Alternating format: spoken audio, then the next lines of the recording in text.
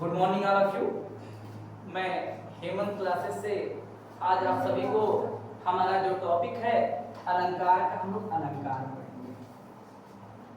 यह जो अलंकार टॉपिक है प्यारे बच्चों, यह हर एग्जाम में, चाहे वह यूपीएससी का एग्जाम हो, चाहे यूपी ट्रिपल एससी का एग्जाम हो, चाहे वह 9th 10th का 11th 12th, सब जगहों पे आता है। तो आज हम लोग बेसिक से पढ़ेंगे। आप लोग कॉपी और पेन लेकर के बैठ जाएं और अपना नोट्स बनाते रहें, और अंत आप चैनल को सब्सक्राइब कर लीजिए, जिससे आने वाले सभी अपडेट आपको मिलते रहें। आखिर में अलंकार होता क्या? सबसे मन में आपकी चर्चा यही हो रही होगी कि अलंकार होता क्या है। तो प्यारे बच्चों, अलंकार जिस प्रकार से आप शरीर आदि की शोभा बढ़ाने के लिए विभिन्न प्रकार के तत्वों आदि का उपयोग करते हैं, उसी प्रकार से हम जो काव्य की शोभा बढ़ाने के लिए जिन तत्वों का प्रयोग करते हैं वह क्या कहलाता है? अलंकार कहलाता है। अब अलंकार शब्द प्यारे बच्चों कितने शब्दों से मिलकर बना है? 2 शब्दों से। कौन कौन से? याद रखिएगा, एक अलम उपसर्ग है और दूसरा कार से। उपसर्ग भी यही जान लेते हैं क्या होता है कि उपसर्गे क्रिया योगे, जो क्रिया से पहले लगता है वह उपसर्ग होता है। अब पूछ लेगा एग्जाम में कि बताइए अलंकार में कौन सा उपसर्ग है, तो प्यारे बच्चे कौन सा उपसर्ग होगा? अलम उपसर्ग। कौन सा उपसर्ग होगा? अलम उपसर्ग। तो अलम का अर्थ ही होता है प्यारे बच्चों आभूषण, और कार का अर्थ होता है करने वाला, मतलब आभूषण करने वाला। क्लियर हो गया? तो अब आपके मन में ये जा रहा होगा कि आखिर ये अलंकार कौन लाया, कौन इसके प्रणेता है? तो प्यारे बच्चों, अलंकार के जो प्रणेता हैं वह कौन है?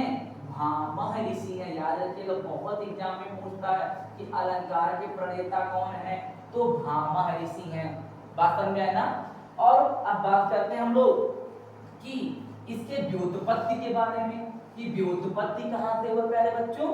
तो व्युत्पत्ति के बारे में भी यही देख लेते हैं। तो व्युत्पत्ति देखिए, याद रखिएगा, यह अलम, अलम उपसर्ग भी, अलम उपसर्ग प्री धातु और ध्याई प्रत्यय से बना हुआ क्या प्यारे बच्चों? क्या बना हुआ है? यह अलंकार बना हुआ है। आप लोग क्या नाम है, इसको आप नोट्स बनाते रहे, आप इसको स्क्रीनशॉट भी ले सकते हैं और आप आराम से इसको नोट्स बना सकते हैं। क्लियर है प्यारे बच्चों? अब कुछ परिभाषाओं की बात करें हम प्यारे बच्चों, कुछ परिभाषाओं की। तो इसकी परिभाषाएं देखिए, एक ऋषि मुनि हुए थे, दंडी। दंडी ऋषि ने कहा प्यारे बच्चे, कहा क्या कि काव्य, काव्य शोभाकरण, काव्य शोभाकरण, काव्य शोभाकरण धर्मान, काव्य शोभाकरण धर्मान, धर्मान अलंकारन, अलंकारन, अलंकारन प्रच्छेद। अर्थात परिभाषा बन जाएगी क्या? परिभाषा बनेगी कि काव्य की शोभा बढ़ाने वाला, परिभाषा भी पूछ लेता आपसे कभी कभी कि काव्य की, परिभाषा बन जाएगा क्या?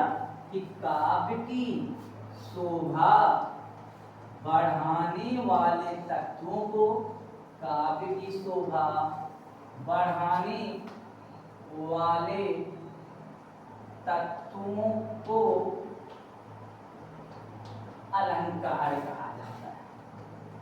जरूरी नहीं है प्यारे बच्चों कि हम अपने वेशभूषा के द्वारा, जो हम पहनते आभूषण के द्वारा ही बनाते हैं। आपकी वाणी में भी क्या होता है? चमत्कार होती है। बात है उसी तरीके से जो काव्य होता है, काव्य जब हम पढ़ते हैं उसमें चमत्कारिता उत्पन्न करना कौन कहलाता है? अलंकार कहलाता है। समझ में आया प्यारे बच्चों? अब हम बात करते हैं अलंकार के भेदों की तरफ चलते हैं। आप इसका स्क्रीनशॉट लेकर के बच्चे प्यारे बढ़िया सा आप नोट्स बनाते चलिएगा, और अंतिम में जब हमारा टॉपिक समाप्त होता है, मैं आपके लिए कम से कम 100 से 150 क्वेश्चन जो एग्जाम में आए हुए हैं वो आपको प्रैक्टिस सेट के रूप में करा दूंगा।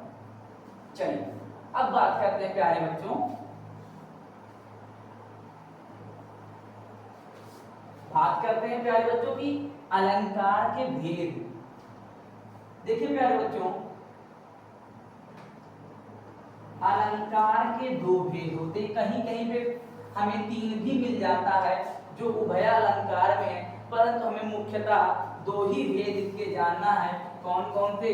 पहला जो अलंकार होता है शब्द अलंकार होता है, शब्द अलंकार होता है। दूसरा प्यारे बच्चों कौन सा अलंकार होता है? दूसरा अलंकार अर्थालंकार होता है। समझ में आया प्यारे बच्चों? समझ में आया? गुड। अब हम बात करते हैं शब्द अलंकार में। हमें बात करें तो शब्द अलंकार के तीन हमें पढ़ने हैं। पहला अलंकार होता है अनुप्रास अलंकार, अनुप्रास अलंकार।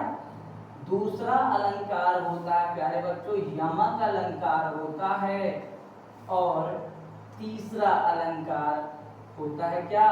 श्लेष अलंकार होता है। बात में बच्चे, और यही अर्थालंकार को देखिए, अगर मुख्यता की बात करें जो सीधे क्वेश्चन जो आता है यहाँ पर, तो पहला होता है उपमा अलंकार, दूसरा होता है रूपक अलंकार होता है, और तीसरा अलंकार होता है उत्प्रेक्षा अलंकार होता है।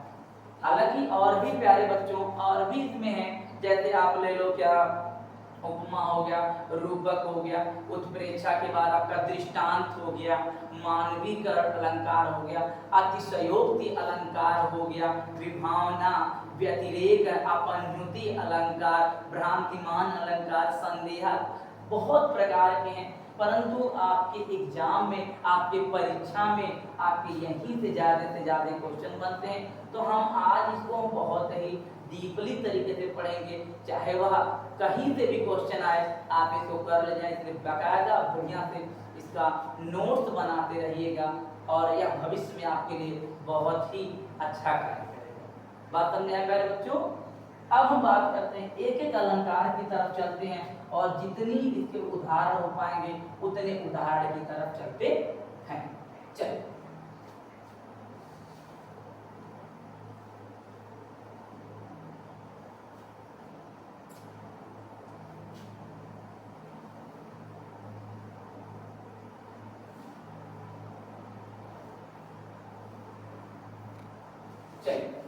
प्यारे बच्चों, आज हम सबसे पहला अलंकार हमारा होता है अनुप्रास।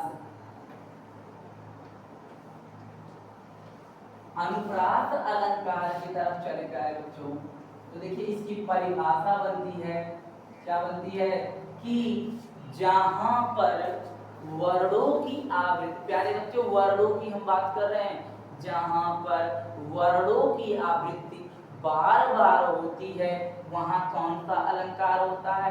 अनुप्रास अलंकार होता है। आपने वर्णमाला पढ़ा होगा, वर्ण या अक्षर, अर्थात वर्ण या अक्षर क्या होता कि ना क्षरत इति अक्षरा, जिसका क्षर ना हो, जिसके टुकड़े ना हो, वही अक्षर होता है। बात में तो परिभाषा हम क्या लिख सकते हैं? जहां पर वर्णों की आवृत्ति, वर्णों की आवृत्ति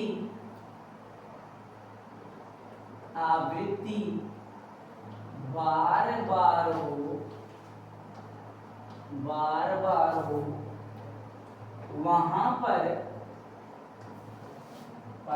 अनुप्रास अलंकार होता है, अनुप्रास अलंकार होता है। परिभाषा बन गई कि वर्णों की आवृत्ति बार बार हो, वहां पर अनुप्रास अलंकार होता है। इसका अगर बात करें तो अनु, ये भी टूटा हुआ है, अनुध्वन प्रास से होता है, अर्थात अनु का मतलब होता है क्या? बार बार। अनु का अर्थ होता है बार बार, और प्रास का अर्थ होता है क्या होता है? प्रास का अर्थ होता है कि अक्षर या वर्ण होता है। तो जहां पर वर्ण या अक्षर बार बार आए, वहां पर कौन सा प्यारे बच्चों अलंकार होगा? अनुप्रास अलंकार होता है। चलिए हम उदाहरण की तरफ चलते हैं प्यारे बच्चों।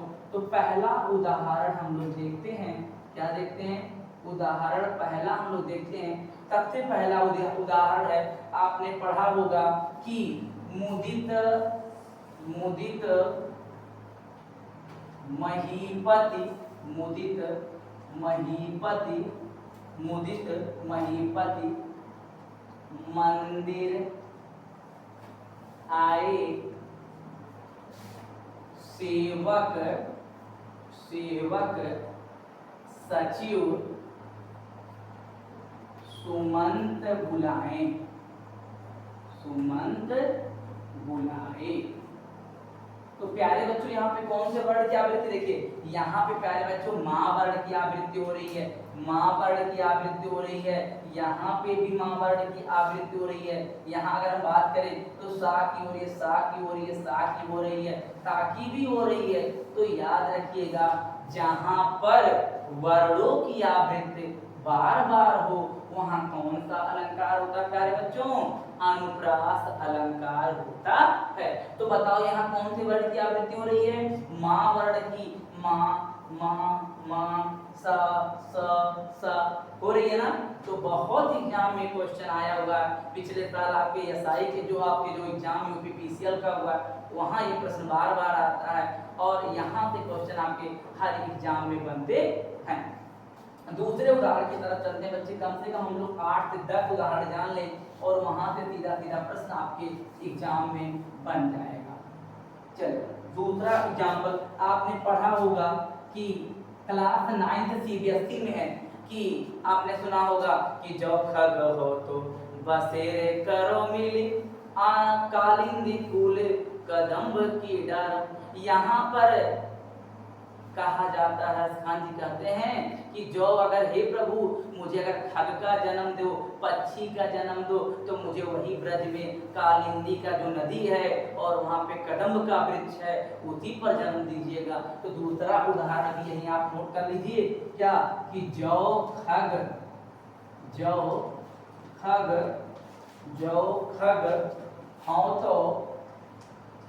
हाँ तो बसेरो जो खग हो तो बसेरो करो मिली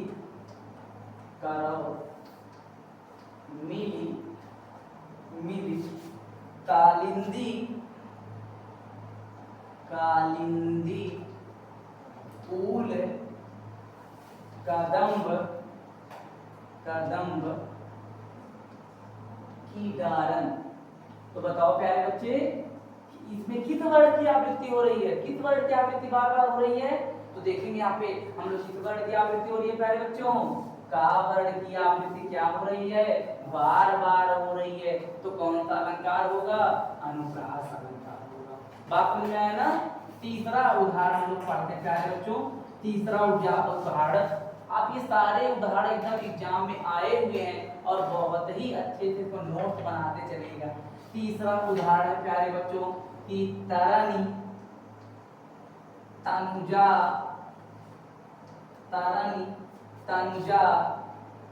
तट तमाल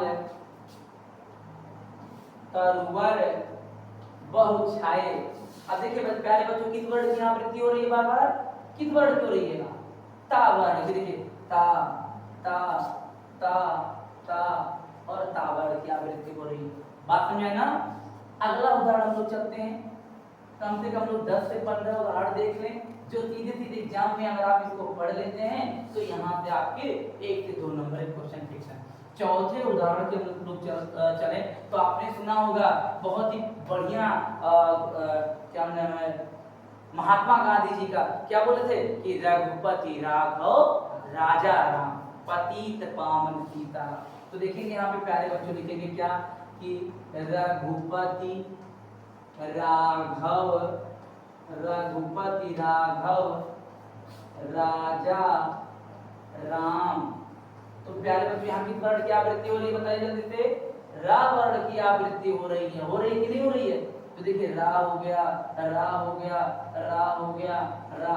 तो रघुपति राघव राजा राम, यहाँ इस वर्ण की आवृत्ति बार बार हो रही है, इसलिए कौन सा अलंकार हो गया? या अनुप्रास अलंकार हो गया। बात समझ में आया? अगला उदाहरण तो चलते हैं। आपने सुना होगा भगवान श्री कृष्ण क्या कहते हैं? भगवान श्री कृष्ण कहते हैं कि मैया मैया मोरी मैया मोरी मैं नहीं माखन खायो, मैं नहीं माखन खायो। तो प्यारे बच्चों याद रखिएगा यहाँ पे मैया में किस वर्ड क्या बोलती है? माँ माँ माँ। यहाँ पे देखिए माखन में, तो यहाँ पे कौन सा अलंकार हो जाएगा? अनुप्रास अलंकार हो जाता है। बात समझ में आया बच्चे? चलिए एक और उदाहरण लोग पढ़ लेते हैं। चलो कि आपने सुना होगा पूत सपूत तो का धन संचय, पूत कपूत तो का धन संचय। यह भी एक उदाहरण, हालांकि आप जानते हैं कि इसके भी भेद होते हैं, हम इस पे ज्यादा चर्चा नहीं करेंगे क्योंकि वो आता नहीं एग्जाम में। लटानुप्रास होता है, वृत्तानुप्रास होता है, छेकानुप्रास होता है, श्रुत्यानुप्रास होता है, परंतु हमें इतना ही जानना है और ये एग्जाम में आपके सीधे सीधे एग्जाम में पूछ लिए जाते हैं। तो अगर आपको यहाँ पे कहीं भी प्रश्न आपको दिक्कत होगी तो आप हमें कमेंट करके आप पूछ सकते हैं कभी भी, और मैं आपको जवाब कमेंट में जरूर दूंगा। क्लियर हो गया? कोई डाउट हो तो आप मैसेज करके आप पूछ सकते हैं। चलिए अगला प्यारे बच्चों हम लोग चलते हैं, दूसरे को हम लोग चलते हैं अनुप्रास अलंकार के बाद यमक अलंकार की तरफ।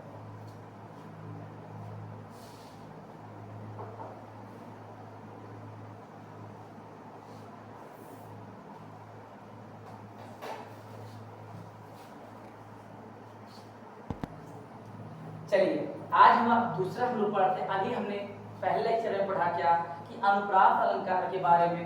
अब हमारा जो दूसरा लेक्चर है वह हमारा यमक अलंकार। तो बात करते हैं, कॉपी पेन लेकर के आप बैठ जाएं कि यमक अलंकार